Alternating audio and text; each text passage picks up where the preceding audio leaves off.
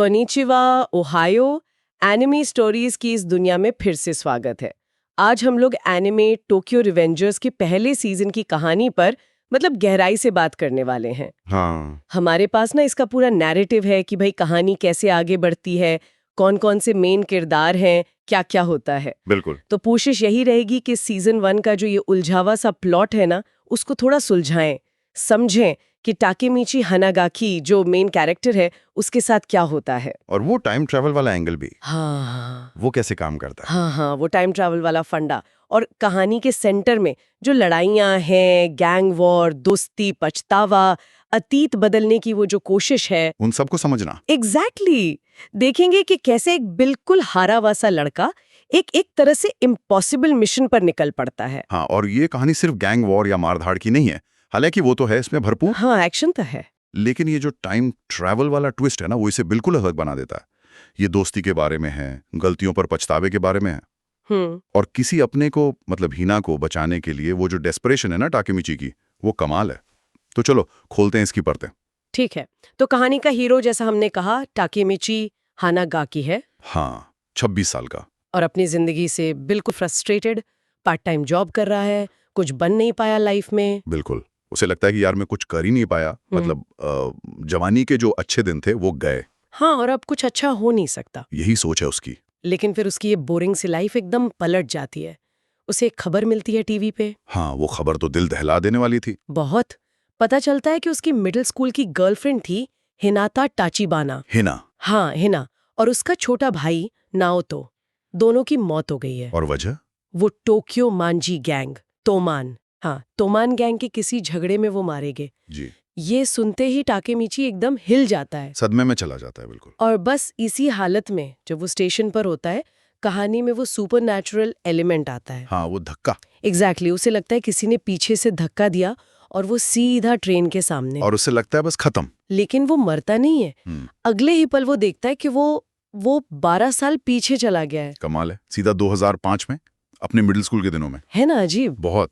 और ये बात भी इंटरेस्टिंग है कि टाइम ट्रैवल का जो ट्रिगर है वो एक जानलेवा हादसा है। मौत के मुंह से वो अतीत में पहुंचता है। हाँ। और वहां पहुंचते ही उसकी मुलाकात होती है छोटे नाओतो से, हिना के भाई से, जो उस टाइम लाइन में जिंदा है। अच्छा। और वहीं उसे वो अजीब सी बात पता चलती है कि जब वो नाओतो से हाथ मिलाता है, ओ, तो वो प्रेजेंट और पास्ट के बीच आ जा सकता है। हाँ, वो हाथ मिलाना ही स्विच बन जाता है टाइम लीप का। अरे वाह! और उसी पहली मुलाकात में वो नाओतो को फ्यूचर के बारे में वार्निंग देता है। कहता है कि भाई डिटेक्टिव बनो, हिना को बचाना है। तो यहीं से उनकी पार्टनरशिप शुरू होती है। बिल्कुल, एक अनोखी पार्टनरशिप। तो आप टाकेमिची का मिशन बिल्कुल साफ है। उसे पास में जाकर चीजें बदलनी है, ताकि तोमान गैंग उस रास्ते पर ना जाए जिससे फ्यूचर में हिना की मौत होती है। उसका एक ही मकसद है, हिना को बचाना, चाहे कुछ भी हो जाए। तो वो पहुंच जाता है 2005 में। अब देखो, अंदर से तो वो अब भी वही डरपोक सा है, रोने वाला टाकेमिची। हाँ, कैरेक्टर तो वही अंदर से। लेकिन हिना को बचाने की जो जिद है ना, वो उसे हिम्मत देती है, और वो धीरे धीरे तोमान गैंग के मामलों में इन्वॉल्व होने लगता है। और यहीं उसकी मुलाकात होती है गैंग के लीडर्स से। हाँ, माइकी से, मांजीरो सानो, जो बहुत ही करिश्माई और ताकतवर लीडर है। और ड्रेकेन से, केन रोयोगुजी, माइकी का राइट हैंड मैन। और टाकेमिची ना इन दोनों की दोस्ती देखकर और गैंग बनाने के पीछे उनके जो शुरुआती इरादे थे, दोस्तों की हिफाजत करना वगैरह, हाँ, उससे काफी इम्प्रेस होता है। उसे लगता है यार ये लोग शायद उतने बुरे नहीं हैं। हाँ, वो फाउंड फैमिली वाला कॉन्सेप्ट दिखता है यहाँ, जो अक्सर ऐसे गैंग्स में होता है। सही कहा। लेकिन टाकेमिची को जल्दी ही पता चल जाता है कि सब कुछ ठीक नहीं होने वाला।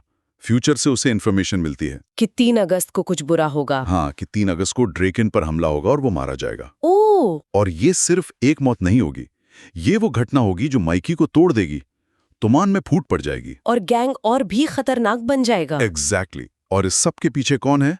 एक मिस्टीरियस बंदा, टेट्टा किसाकी। किसाकी, यहीं से उसका नाम आना शुरू होता है। हाँ, वो पर्दे के पीछे से खेल रहा है, तुमान पर कब्जा करना चाहता है। तो आप टाकेमिची का पहला बड़ा चैलेंज यही है, 3 अगस्त को ड्रेकेन को बचाना। बिल्कुल। और वो तारीख आती है, तुमान का पंगा होता है एक दूसरे गैंग मोबियस से। हाँ, वो बारिश वाली रात भयंकर लड़ाई होती है। और टाकेमिची, जिसे सब कमजोर समझते थे, वो अपने डर को साइड में रखकर अपने नए दोस्तों के साथ ड्रेकेन को बचाने के लिए कूद पड़ता है, जान लगा देता है अपनी। पहली बार वो लड़ता है ढंग से। हाँ, और पता है क्या, वो कामयाब हो जाते हैं। सच में? हाँ, बहुत मुश्किलों के बाद, खून खराबे के बाद ड्रेकन बच जाता है। चलो, कुछ तो अच्छा हुआ। लगता है कि हाँ, शायद फ्यूचर बदल गया, तोमान बच गया, गैंग के आइडियल्स बच गए। लेकिन क्या ये काफी था? टाइम ट्रैवल इतना सीधा तो होता नहीं है। वही तो पेच है। क्या एक चीज बदलने से सब बदल जाता है, या डेस्टिनी मतलब किस्मत अपना रास्ता ढूंढ ही लेती है? और जवाब मिलता है नहीं, ये काफी नहीं था। बिल्कुल। जब टाकेमीची उम्मीद से फ्यूचर में लौटता है, उसका दिल टूट जाता है।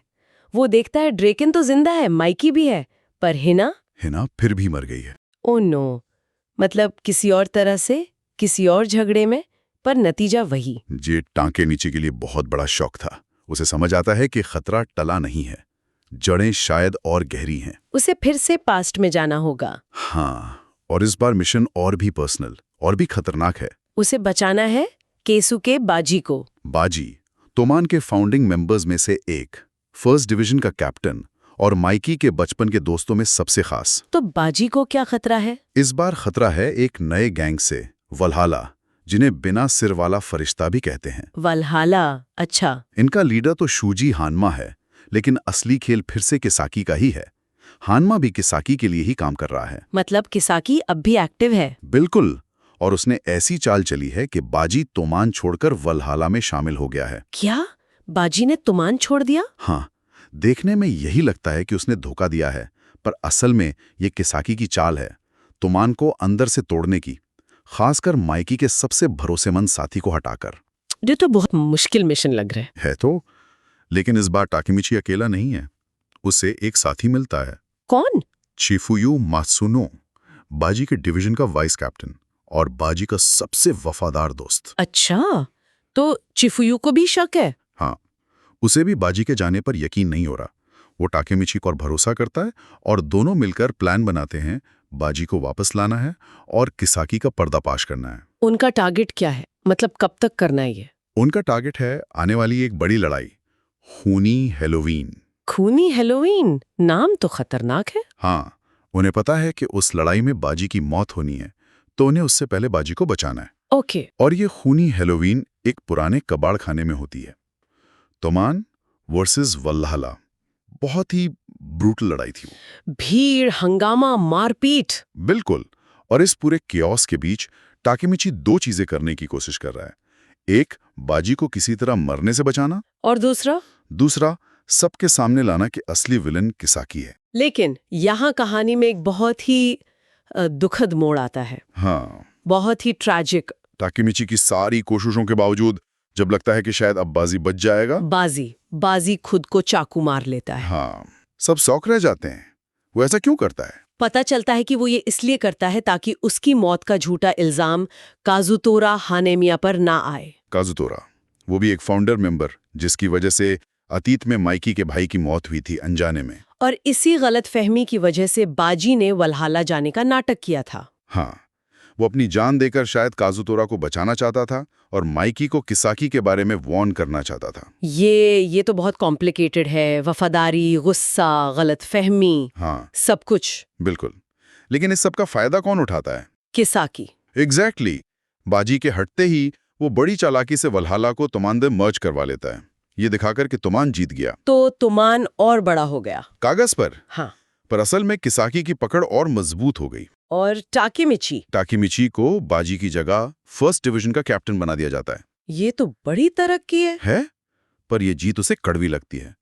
उसका दोस्त मर गया, किसाकी और पावरफुल हो गया, और फ्यूचर का कुछ पता नहीं। बिल्कुल, और भी अनिश्चित। तो अब टाकेमीची क्या करता है? वो फिर से फ्यूचर में जाता है। हाँ, एक आखिरी उम्मीद के साथ कि शायद बाजी की कुर्बानी ने कुछ बदला हो, शायद अब हिना सेफ हो। लेकिन जो वो देखता है वो पिछले वाले फ्यूचर से भी बदतर है। क्या देखता है वो? वो देखता है कि वो खुद, टाकेमीची, अब तोमान का एक बड़ा ऑफिसर बन गया है, एग्जीक्यूटिव। अरे, पर ये वो तोमान नहीं है जिसे वो जानता था। ये एक बेरहम, क्रूर क्रिमिनल गैंग बन चुका है, जिसके हाथ खून से रंगे हैं। हे भगवान। और सबसे बड़ा शौक, जब वो कांपते हुए नाओतो से मिलता है, उसे पता चलता है कि हिना इस टाइमलाइन में भी मर गई है। नहीं, इतनी मेहनत सब बेकार। वो पूरी तरह टूट जाता है। और इसी सबसे डार्क फ्यूचर में असली विलन सामने आता है। हाँ, टेटा किसाकी। अब वो सिर्फ कोई साजिश करने वाला नहीं है, वो तोमान का सुप्रीम लीडर बन चुका है। वो खुद टाकेमिची के सामने आता है। हाँ, और तब टाकेमिची को पूरी पिक्चर क्लियर होती है। ड्रेकन पर हमला, बाजी की मौत, तोमान का इस हालत में पहुंचना, ये सब किसाकी का ही प्लान था। सालों से वो ये खेल खेल रहा था। लेकिन क्यों? उसका मकसद क्या था आखिर? और जब वो मकसद पता चलता है तो यकीन करना मुश्किल होता है। क्या था? ये सब, इतना कुछ, सिर्फ इसलिए क्योंकि मिडिल स्कूल में हिना ने उसे रिजेक्ट कर दिया था। क्या? बस इतनी सी बात? हाँ, वो बेइज्जती वो सह नहीं पाया और उसने ठान लिया कि वो जापान का सबसे बड़ा क्रिमिनल बनेगा, शायद हिना को इम्प्रेस करने के लिए या उसे हासिल करने के लिए। ये तो पागलपन है। बिल्कुल, ये सिर्फ बदला नहीं, ये एक ऑब्सेशन है, एक बीमार सोच है। दिखाता है कि रिजेक्शन किसी को कितना खतरनाक बना सकता है। बाप रे। और सीजन का एंड कहाँ होता है? एंड होता है एक क्लिफ हैंगर पर, बिल्कुल। सांस रोक देने वाला। क्या होता है? किसाकी, जो अब फुल पावर में है, वो टाकेमिची पर बंदूक तान देता है। और उस पल में मौत के सामने खड़े होकर टाकेमिची को रियलाइज होता है कि अब सिर्फ इवेंट्स बदलना काफी नहीं है। हाँ, अगर हिना को बचाना है, इस साइकिल को तोड़ना है, तो उसे प्रॉब्लम की जड़ पर वार करना होगा। उसे किसाकी को ही रोकना होगा। एग्जैक्टली, उसे किसाकी को हराना होगा। पर कैसे? ये सवाल वहीं छूट जाता है। उफ। बिल्कुल। और देखो, इस पूरे सफर में ना, जो चीज सबसे कमाल की है वो है टाकेमिची का खुद का बदलना। हाँ, वो ट्रांसफॉर्मेशन तो गजब का है। वो शुरू करता है एक रोने वाले डरपोक लड़के की तरह, जो हर बात पे रो देता था। हाँ, लेकिन हर टाइम लीप, हर लड़ाई, हर नुकसान के साथ वो बदलता है। उसके अंदर हिम्मत आती है, एक जिद आती है। वो गिरता है, बार बार हारता है, पर उठता जरूर है। बिल्कुल। हिना और दोस्तों को बचाने का जो उसका इरादा है ना, वो उसे ताकत देता है। ये सिर्फ फिजिकल हिम्मत नहीं, इमोशनल स्ट्रेंथ भी है। सही कहा। उसका रोना भी बाद में उसकी कमजोरी नहीं, बल्कि उसके इंसानियत का सबूत लगता है। एग्जैक्टली, वही उसे लड़ने की वजह देता है। तो ये था टोक्यो रिवेंजर्स के पहले सीजन का एक तरह से पूरा निचोड़। टाइम ट्रैवल है, गैंग वॉर है, तोमान, मोएबियस, वल्हाला, दोस्ती है, वफादारी है, धोखा है, त्याग है, बलिदान है, और इन सब के बीच वो शातिर विलन किसाकी, जिसके इरादे बहुत ही पर्सनल और खतरनाक हैं। हाँ, हमने देखा कि कैसे टाकेमिची, हिना, नाओतो, माइकी, ड्रेकिन, बाजी, चिफुयू, ये सब किरदार इस कॉम्प्लिकेटेड कहानी का हिस्सा बनते हैं। सही। और देखो, ये कहानी ना हमें एक बहुत जरूरी बात सिखाती है। एक तरफ ये उम्मीद देती है कि हाँ, एक अकेला इंसान भी अपनी हिम्मत से इतिहास बदलने की कोशिश कर सकता है, और दूसरी तरफ ये चेतावनी भी देती है कि पास से छेड़छाड़ करना कितना खतरनाक हो सकता है। उसके नतीजे बिल्कुल अनप्रेडिक्टेबल होते हैं, अक्सर दुखद। हर बार लगता है कुछ ठीक हुआ, पर कुछ और बिगड़ जाता है। बिल्कुल। तो टाकेमिची का ये सफर सिर्फ हिना को बचाने का नहीं है, ये उसका खुद को ढूंढने का, अपनी कमजोरियों से लड़ने का और एक मजबूत इंसान बनने का भी सफर है। और शायद इसीलिए ये कहानी लोगों को इतनी पसंद आती है।